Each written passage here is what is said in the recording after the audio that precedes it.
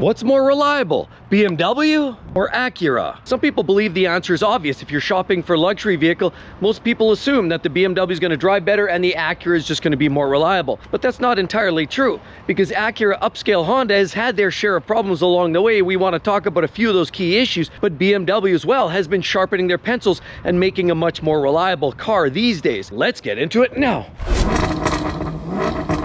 Life's too short to drive boring cars. BMW's earned reputations from many years ago, burn my wallet or Bavarian money waster, and it has come for seriously good reasons. Because a lot of the older BMWs with some of the older V8s would leak coolant, burn oil, and it cost thousands of dollars even for some of the simplest repairs. Many BMWs earned a reputation that nobody really wanted to drive them. It doesn't take very long to look around on the internet and you can find video upon video upon video about problems and areas of trouble in a lot of older BMWs. As a matter of fact, I've owned a few BMWs. The last one I had was a BMW X535D. That was a diesel. And my last service bill was about $9,000 because it had a fuel injector that went bad. It had to deal with the DPF and EGR system, and it just cost a lot of money to get that vehicle back on the road. And we took care of that vehicle. Also had a 335, the N54, wastegate rattle, oil and coolant leaks and mixing. Of course, catastrophic engine failures, fuel injection, high pressure fuel system pumps, water pumps and the like. V8s, N54, S65, S85s were all examples of engines that would keep you dancing, constantly pulling money out of your pocket to try to keep that vehicle on the road.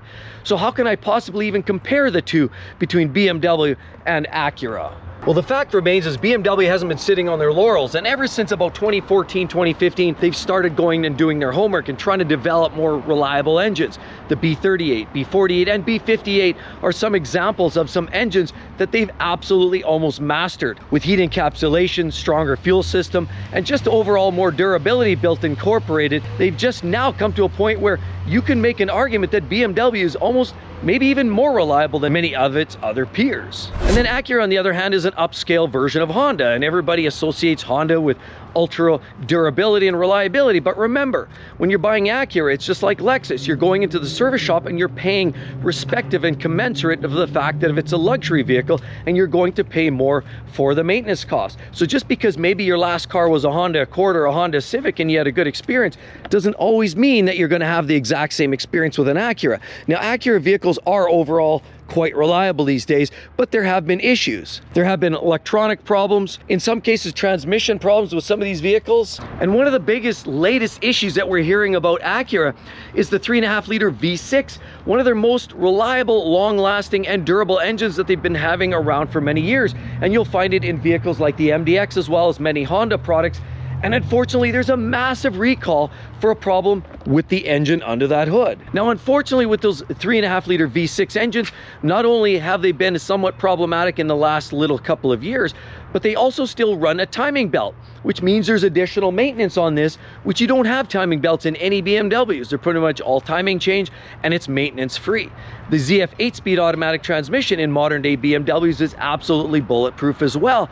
And those are arguably better than what you're finding in most Acura products as well. The ZF 8-speed not only predicts your best driving behavior, but it's absolutely reliable. One major recall impacts the new Acura ZDX, which allegedly has issues with braking power and performance because of a software glitch of speeds below 40 kilometers an hour.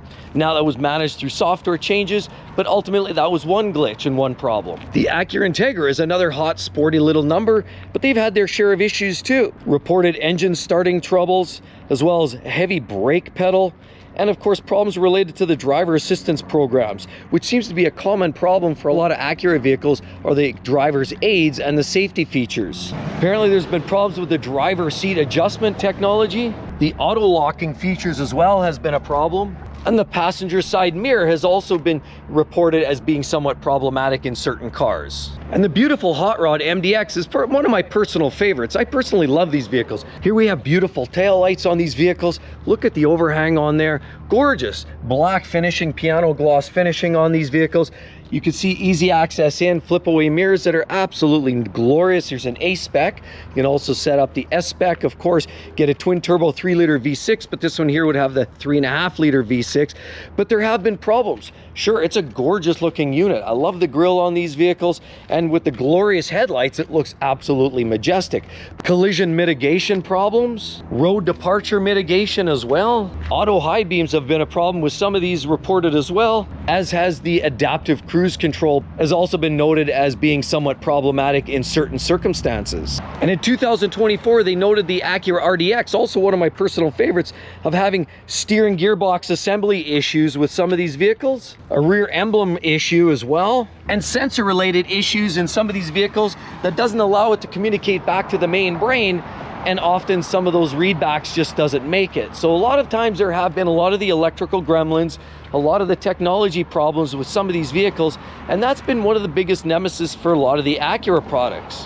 And late model BMWs have had a few issues as well.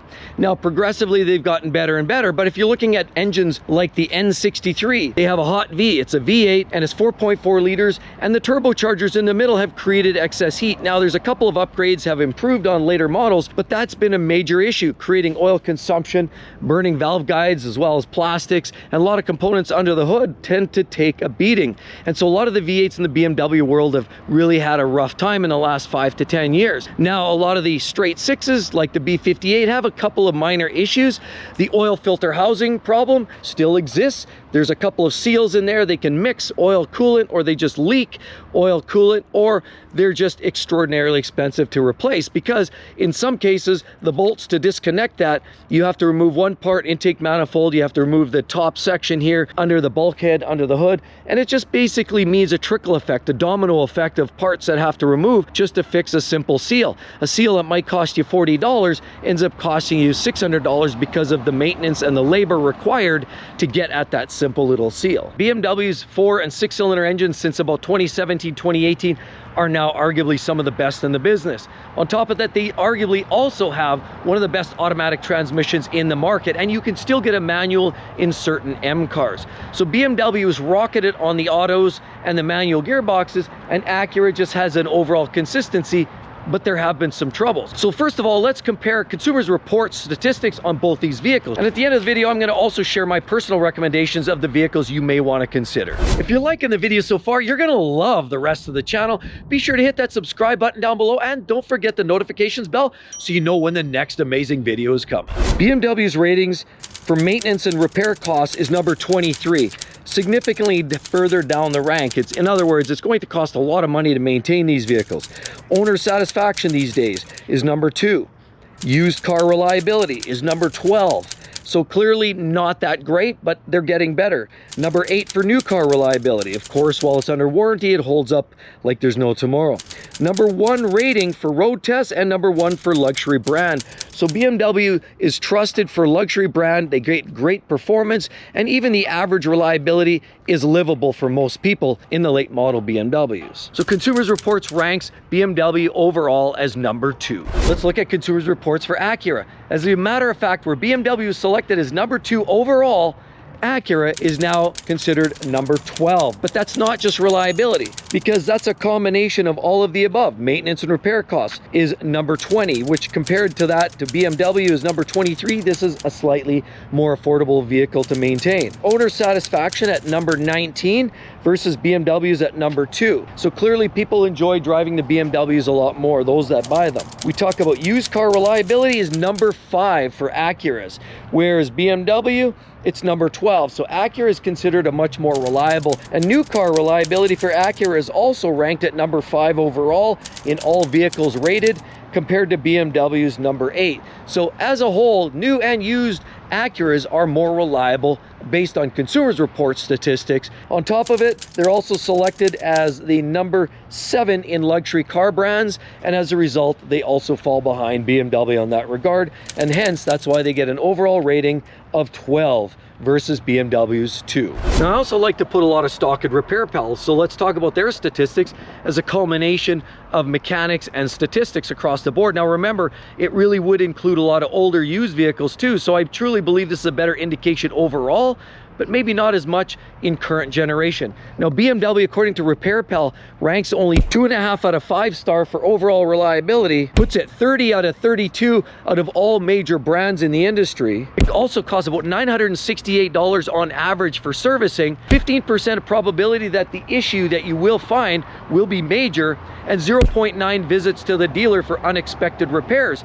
Means that you can almost anticipate 1 visit per year for a major repair. Almost 15 to 20% of the vehicles that go in are going to suffer some major problems. So BMW does show up as a very expensive brand owned. And RepairPal now states Acura as having an entirely different set of ratings. These vehicles here are closer to $501 per year for average servicing. And again, that's blended average between their SUVs and their cars, but that's all it costs. Acuras are a little bit more affordable, or essentially half as much money as your average BMW to maintain. It's also rated at 4 out of 5 star based on RepairPal, and is rated at a whopping 2nd out of 32 major car brands, putting Acura almost the top pop for most reliable vehicles based on RepairPal statistics. On top of it, the statistics show that Acura is only likely going to visit the dealership for 0.4 times per year. In other words, maybe every 2nd year or every 3rd year for a major unexpected event. 8% of those repairs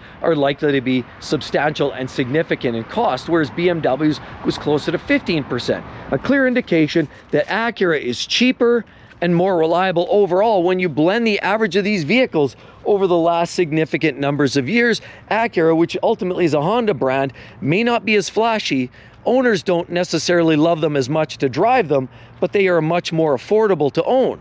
And that's what keeps these vehicles going on and on. And that's easily said about a lot of manufacturers like Lexus, and in some cases, Infiniti as well. 2 from Acura I would pick would be likely the TLS Type S. Of course, get the hot version, but these are gorgeous vehicles. They have a beautiful interior. You do get a sunroof, and I love the styling of these. I personally think they're some of the nicest vehicles on the road. You don't see many of them like it on the road there as well, unfortunately, because people some reason just overlook this brand. Sadly enough, they have a lot going for them. Reliability, durability, cost of ownership, and fun factor. Not to mention that they actually have some styling that you just don't see. Look at the beautiful flares on the back. You get a beautiful little wing at the back here as well, and a gorgeous set of LEDs. These Acuras are absolutely gorgeous. And my choice of BMW cars, I've always preferred sedans in the BMW space.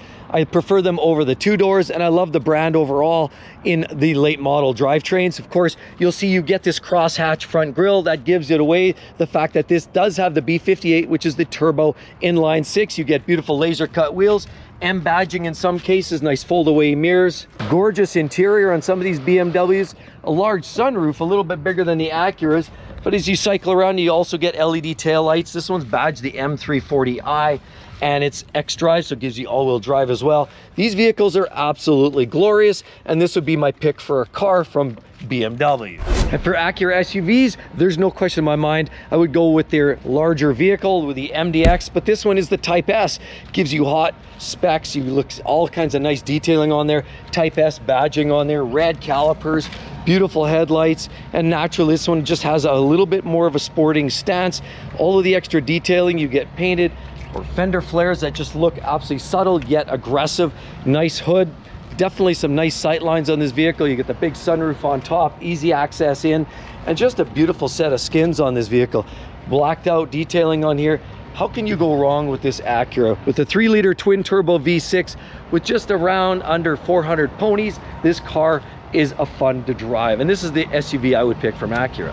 And my favorite recommendation for BMW is the X5 40i that comes with the B58 engine. It would have been the X3 as well, the M50, but I think that vehicle's ugly as sin. But the older generation of the X3 M40i was also a nice choice, or one of these right here. And with all of that said, if you're maybe shopping around, check out the BMW versus Mercedes-Benz reliability comparison. Hope to see each and every one in the next one, everybody. We'll see you all real soon. Bye-bye.